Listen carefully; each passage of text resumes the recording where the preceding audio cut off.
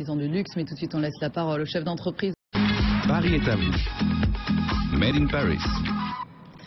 Dans un instant, notre rendez-vous avec un artisan du luxe, mais tout de suite on laisse la parole au chef d'entreprise et au créateur d'entreprise francilien avec l'offre de chef à domicile qui ne cesse de s'étoffer. Stéphane Le Guyon, bonjour. Bonjour. Vous êtes le cofondateur de La Belle Assiette qui vient de réaliser une belle levée de fonds. Justement, on va y revenir dans un instant. Vous êtes diplômé de 2 écoles de commerce en Europe et aux États-Unis. Vous avez déjà à votre actif une fondation d'entreprise en 2008, appetize.com. C'était un site de livraison de plats à domicile, c'est ça? Oui, exactement. C'était un site sur le Royaume-Uni où on pouvait commander la livraison de restaurants de pizza, de sushi, de plats indiens que j'ai développé pendant 4 ans. Voilà. Et à un moment donné, vous avez dit, maintenant, ce qu'il faut faire, c'est du chef à domicile? Bah, écoutez, c'était un marché qui était très concurrentiel et j'avais une envie de revenir en France. Donc, je suis revenu à Paris et on a lancé labelleassiette.fr il y a 18 mois avec Giorgio Rico. Voilà, en mars 2013. Ouais. 2 Parisiens, mais à l'accent international? Exactement. Donc, moi, je suis franco-irlandais et mon associé Giorgio est italien. On a tous les deux fait une école de commerce à Paris. On s'est rencontrés là-bas et c'est justement à la sortie de cette école que j'ai proposé à Giorgio de rester en France, rester à Paris et développer ce nouveau concept. Et développer ce savoir-faire français aussi, hein, la gastronomie française, on sent bien qu'il y a pas mal de choses à faire. Alors si on revient au lancement, vous êtes lancé en mars 2013, Ouais. vous avez été incubé? Alors, pas au début. On a développé l'entreprise, on a loué des petits bureaux, on a recruté nos premières personnes pendant les 6 premiers mois. Après, on a déménagé, on a été incubé par la ville de Paris, dans le 18e. Et on est dans ces locaux-là. On vient juste d'agrandir nos locaux parce qu'on est en train de recruter assez activement.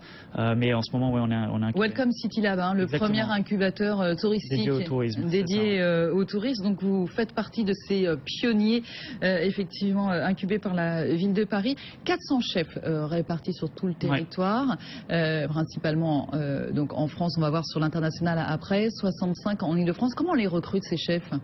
Alors au début, les chefs viennent à nous, donc nous on est un service qui propose de faire venir un chef à domicile, donc c'est assez nouveau. Donc les chefs n'ont pas l'habitude de faire ça, ils sont plus habitués à la restauration traditionnelle.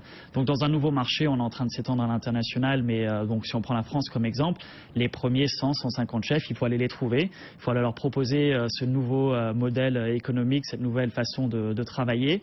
Mais aujourd'hui, les choses changent, les chefs en parlent entre eux et maintenant c'est entre 4 et 5 chefs qui postulent tous les jours en France à la Belle Assiette. Mais j'imagine que vous ne les acceptez pas tous, il faut certains critères. Oui, absolument. Donc c'est vraiment une candidature. Sur les 4-5 chefs, au final, suite à plusieurs étapes de validation, dont un dîner test dans leur localité, il va y en avoir à peu près un seul qui sera partenaire de la Belle Assiette. Et justement, vous parliez à l'instant du business model. Comment ça marche? Chacun est indépendant, chaque chef est indépendant ou vous les recrutez, sont salariés? Comment ça marche? Alors effectivement, tous les chefs sont indépendants, ils ont tous leur propre micro-entreprise, certains auto-entrepreneurs, certains ont développé leur activité, ont leur propre entreprise, une SAS ou une SARL.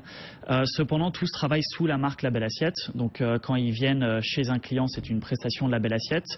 Et ça, c'est très important parce que La Belle Assiette se porte garant de toute la qualité des prestations. Et c'est pour ça qu'on fait autant de validation et autant de suivi et de contrôle qualité. On demande à chaque chef de travailler sous nos procédures. Et vous, comment vous gagnez de l'argent? Vous prenez quelle commission? Alors, tous les chefs ont leur propre prix et leur propre menu sur la plateforme. Donc, ça va aller de 35 € par personne, qui est à peu près un prix d'ouverture, jusqu'à une centaine d'euros pour les menus qui sont un peu plus, avec des ingrédients un peu plus nobles. La Belle Assiette prend une commission sur chaque transaction qui passe par la plateforme. Donc, le client paye directement en ligne sur le site et le lendemain de la prestation, on vérifie avec le client que tout s'est bien passé et on envoie l'argent au chef et on garde une commission. De combien? De 12%? De 12%, oui. Alors, on disait que vous êtes développé en France, mais vous avez déjà ouvert d'autres villes. C'était la Belgique en février dernier, le Luxembourg, la Suisse, le Royaume-Uni. Et vous venez de réaliser cet automne une levée de fonds d'1,3 million d'euros. C'est pour voir encore plus loin? Alors effectivement, comme vous l'avez dit au début, c'est dans l'ADN de la Belle Belle Assiette d'être international. Mon associé italien, j'ai un passé de développement d'une entreprise en Angleterre. Donc dès le début, dès la création, on savait que notre marché n'allait pas être uniquement la France. On a pris du temps pour vraiment s'installer en France, atteindre un bon nombre de chefs et bien développer notre volume d'affaires. Et maintenant, effectivement, on a ouvert 4 autres pays, donc la Belgique, la Suisse, Luxembourg et le Royaume-Uni.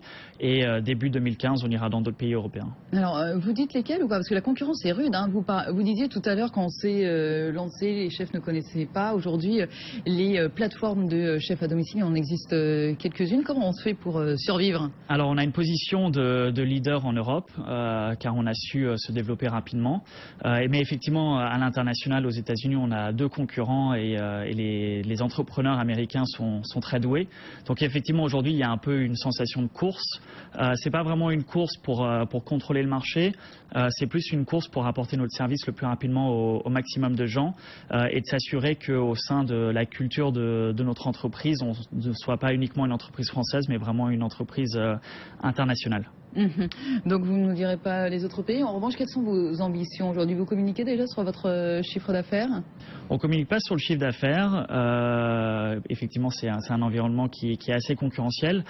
Sauf qu'on peut dire qu'en 18 mois de vie, c'est plusieurs dizaines de milliers de personnes qui ont vécu une expérience La Belle Assiette. Que notre volume d'affaires est effectivement en train de grandir. Donc entre 2013 c'était la première année et cette année on a augmenté on a multiplié par 4 notre volume d'affaires. L'idée c'est de pousser encore plus loin maintenant. Vous êtes combien aujourd'hui? Vous étiez 2 au départ, vous nous disiez tout à l'heure, Steven Le Guillon, vous êtes combien aujourd'hui? Alors il y a 15 personnes, on est 13 à Paris et 2 en Angleterre, donc on a ouvert un petit bureau à Londres et en ce moment on double notre effectif, on recrute 15 personnes assez activement en France, en Belgique, en Allemagne. Quel genre de profil? Prochain pays et en Angleterre aussi. Quel genre de profil? Alors on a certains profils techniques parce qu'effectivement on est une plateforme internet, donc il faut une équipe de développeurs et de designers très doués, mais après des profils plus commerciaux pour aller justement développer ces nouveaux pays, des profils de marketing, du service client et de la relation directement avec nos chefs, car c'est une communauté qu'il faut souder. Effectivement ils sont tous indépendants, donc ils n'ont pas des collègues ou une entreprise vraiment autour d'elles, donc La Belle Assiette devient un peu l'élément fédérateur de cette communauté de chefs, donc on a des représentants pour cette communauté. Alors vous parliez de qualité tout à l'heure, effectivement c'est ce qui va permettre peut-être de vous différencier. Je crois que sur votre blog on peut donner son avis, en tout cas tester justement ce dont vous nous parliez tout à l'heure, Steven Le Guillon. Oui, tous les nouveaux chefs ont besoin d'être testés après qu'ils aient passé plusieurs validations précédentes. Mais la dernière validation, effectivement, un dîner test dans la localité du chef. Donc on a un site qui est dédié à ça. Donc c'est validation.labelassiette.fr. Vous pouvez aller vous inscrire et derrière, lors d'un prochain test d'un nouveau chef dans votre localité, on vous proposera de venir à un dîner. Vous serez entouré de professionnels du secteur, donc d'autres chefs La Belle Assiette, des restaurateurs, des critiques culinaires, des blogueurs, des journalistes, et on envoie aussi un photographe professionnel pour récupérer tous les clichés, et derrière l'équipe La Belle Assiette va récupérer les retours de tout ce groupe et décider ou non est-ce qu'on travaille avec ce nouveau chef. Ça c'est un bon plan alors pour un dîner à l'œil. C'est l'heure de La Belle Assiette.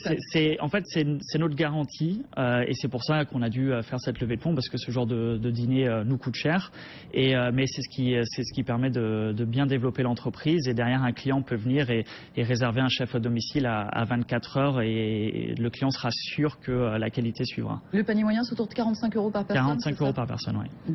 Merci beaucoup Steven Le Guillon, fondateur de La Belle Assiette. Merci beaucoup. Juste une petite dernière question. Il reste on peut encore réserver un chef là pour le 31? Vous pouvez encore, justement, je regardais juste avant de venir sur le plateau, il reste 40 chefs partout en France qui sont encore disponibles, mais il faut aller vite, les dernières réservations sont en train d'arriver. J'imagine bien. Steven Le Guillon, merci beaucoup à vous.